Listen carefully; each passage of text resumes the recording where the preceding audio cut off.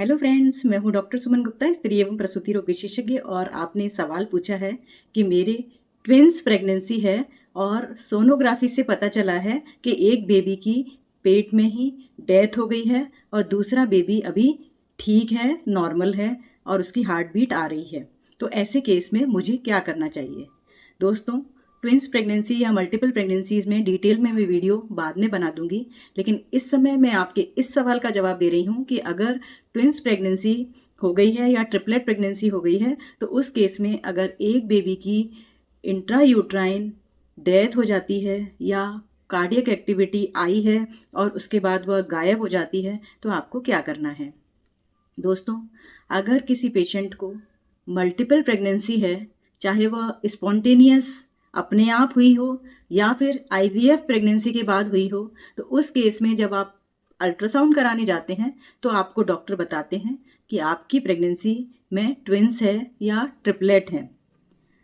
और doctor initially जब पहले 2.5-3 महीने में अल्ट्रासाउंड करते हैं तो देखते हैं कि दोनों बच्चों की धड़कन आ गई है कि नहीं आ गई है, और 3 महीने के अल्ट्रासाउंड में यह भी पता करते हैं कि आपकी जो ट्विन प्रेगनेंसी है वह किस टाइप की प्रेगनेंसी है। मल्टीपल प्रेगनेंसीज में जो प्रेगनेंसी लगती है वह 2 तरीके की होती है, जिसमें मोनोजाइगोटिक ट्विंस हो सकते हैं और डाईजाइगोटिक ट्विंस हो सकते हैं।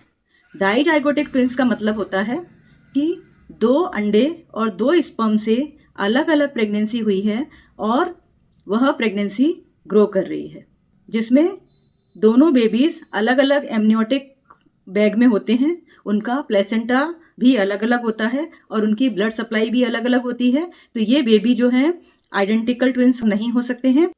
ये baby dichorionic die amniotic twins कहलाते हैं। और अगर इन बेबी में से किसी एक बेबी की फर्स्ट ट्राइमेस्टर में डेथ हो जाती है तो वह अपने आप ही वैनिश हो जाता है, और इस तरीके की प्रेगनेंसी में आपको चिंता करने की कोई ज़रूरत नहीं है।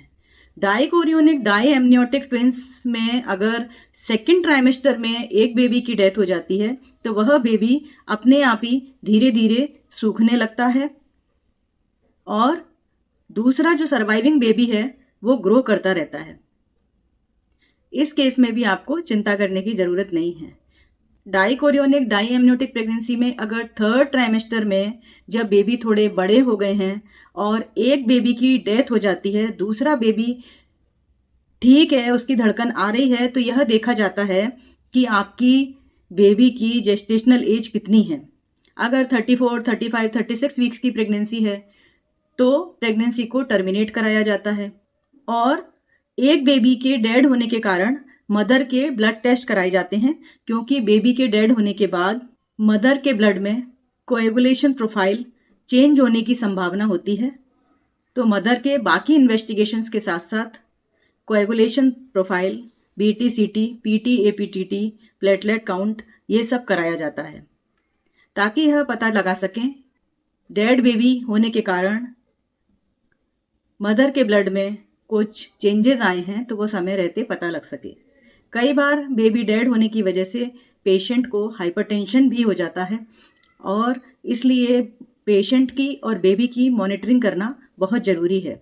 लेकिन डाइकोरियोनिक डाई एमनियोटिक ट्विंस जब होते हैं तो बेबी को खतरा होने के चांसेस कम होते हैं। अगर बेबी की डेथ 34 वीक्स से पहले हो गई है तो मदर को स्टेरॉइड के इंजेक्शन लगाए जाते हैं ताकि फीटस की लंग मैच्योरिटी हो जाए, और अल्ट्रासाउंड द्वारा, एनएसटी के द्वारा और कलर डॉपलर अल्ट्रासाउंड के द्वारा बेबी को मॉनिटर किया जाता है। अब बात कर लेते हैं जो दूसरी कंडीशन है जिसमें आपकी अगर प्रेगनेंसी है, वह मोनोकोरियोनिक मोनो एमनियोटिक ट्विंस है, यानी कि एक ही स्पर्म से एक ही ओवम के फर्टिलाइजेशन के बाद जो जाइगोट बना है उसका डिवीज़न हो गया है और उस डिवीज़न से 2 बेबी पैदा हो रहे हैं। अगर फर्टिलाइज्ड ओवम का डिवीज़न 3 दिन के भीतर हो गया है तो डाइकोरियोनिक डाई एमनियोटिक ट्विंस बनते हैं। अगर फर्टिलाइज्ड ओवम का डिवीज़न 4 से 7 दिन के भीतर हुआ है तो डाई एमनियोटिक मोनोकोरियोनिक ट्विंस बनते हैं। और अगर फर्टिलाइज्ड ओवम का डिवीज़न 8 से 12 दिन के भीतर हुआ है तो मोनोकोरियोनिक मोनोएमनियोटिक ट्विंस बनते हैं। और यह डिवीज़न 13 दिन के आसपास हुआ है तो कंजॉइंट ट्विंस बनने की संभावना होती है। तो दोस्तों, मोनोकोरियोनिक मोनोएमनियोटिक ट्विंस में ऐसा है कि दोनों बच्चों का प्लेसेंटा एक हो और दोनों एक ही एमनियोटिक बैग में हो। इसके अलावा दोनों बच्चे आपस में जुड़े हुए भी हो सकते हैं। तो जो मोनोकोरियोनिक मोनोएमनियोटिक ट्विंस होते हैं उसमें अगर एक बेबी की डेथ हो जाती है तो यहाँ दूसरे बेबी को नुकसान होने के चांसेस पहली जो सिचुएशन थी डाइजाइगोटिक ट्विंस वाली उससे ज़्यादा होते हैं। तो आपको यह कैसे पता चलेगा कि आपकी प्रेगनेंसी किस टाइप की है? यह आपको पता चलता है अल्ट्रासाउंड के द्वारा। जब आप अपना अल्ट्रासाउंड स्कैन डॉक्टर के पास कराने जाते हैं तो डॉक्टर आपको अल्ट्रासाउंड के माध्यम से ये बताते हैं कि आपकी प्रेगनेंसी किस टाइप की है, मोनोकोरियोनिक मोनोएमनियोटिक है या फिर डाइकोरियोनिक डाइएमनियोटिक है। एक बेबी के एक्सपायर होने से आपके दूसरे बेबी को नुकसान होगा कि नहीं होगा, यह अल्ट्रासाउंड की फाइंडिंग से पता चल जाता है। और जब मोनोकोरियोनिक मोनोएमनियोटिक ट्विंस में एक बेबी की डेथ हो जाती है, अगर फर्स्ट ट्राइमेस्टर में डेथ हो गई है तो हो सकता है कि सर्वाइविंग बेबी को कोई नुकसान ना हो।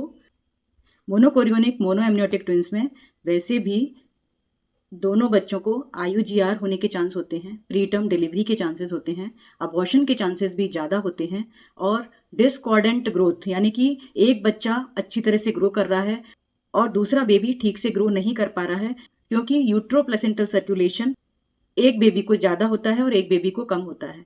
कई बार ब्लड वेसल्स की बनावटी बदलाव की वजह से भी एक बेबी को ब्लड ज़्यादा जाने लगता है और दूसरे बेबी को ब्लड कम जाता है। और कई बार twin to twin transfusion syndrome भी होता है, जिसकी वजह से एक बेबी की ग्रोथ कम हो सकती है और उसकी बीच में डेथ भी हो सकती है।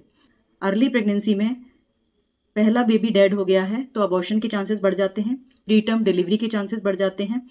दूसरे बेबी में जो कि सर्वाइव कर रहा है उसमें न्यूरोलॉजिकल डिसऑर्डर्स, सेरिब्रल पैल्सी और रीनल डिसऑर्डर्स होने के चांस होते हैं। कई बार ऐसा भी होता है कि दोनों बच्चों में कंजेनाइटल अनोमली हो, जिसकी वजह से एक बच्चे की डेथ पहले हो गई हो और थोड़े दिनों बाद दूसरे बच्चे की भी डेथ हो जाती है। कई बार ऐसा भी होता है कि एक बच्चे की डेथ हो गई है तो उसकी वजह से दूसरे बेबी को इंट्रायूट्राइन हाइपोटेंशन हो जाता है, उसकी वजह से भी दूसरे बेबी की डेथ हो जाती है। तो मोनोजाइगोटिक एंड मोनोएमनियोटिक ट्विंस में अगर एक बेबी की डेथ हो गई है तो दूसरे बेबी की डेथ होने की भी संभावना बढ़ जाती है। इसलिए इस प्रेगनेंसी को मॉनिटर करना बहुत ज़्यादा ज़रूरी है।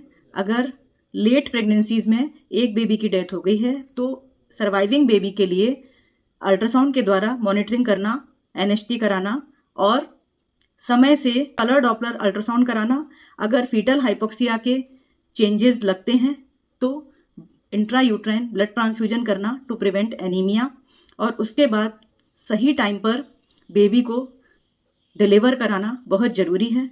और इस तरीके के कॉम्प्लिकेटेड केसेस को हायर टर्शरी सेंटर में, जहाँ पर सभी सुविधाएं होती हैं, उस जगह पर डिलीवर कराया जाता है। अभी तक अगर आपने doctor Suman Gupta kingdom of health YouTube channel को सब्सक्राइब नहीं किया है तो सब्सक्राइब कर लीजिए, क्योंकि महिलाओं की हेल्थ से संबंधित समस्याओं पर हम वीडियोस बनाते हैं। और यूट्यूब के चैनल पर जो भी आप कमेंट बॉक्स के माध्यम से सवाल पूछते हैं तो उनका जवाब आपको दिया जाता है। अगर आप हमसे पर्सनल कांटेक्ट करना चाहते हैं तो हमारे वेबसाइट पर रजिस्ट्रेशन कराकर आप हमसे संपर्क कर सकते हैं। Thank you friends.